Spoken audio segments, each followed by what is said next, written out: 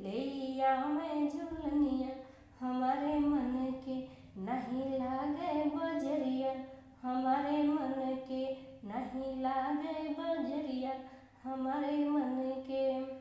हमरे बलम जी बड़े शौकीन हैं, हमरे बलम जी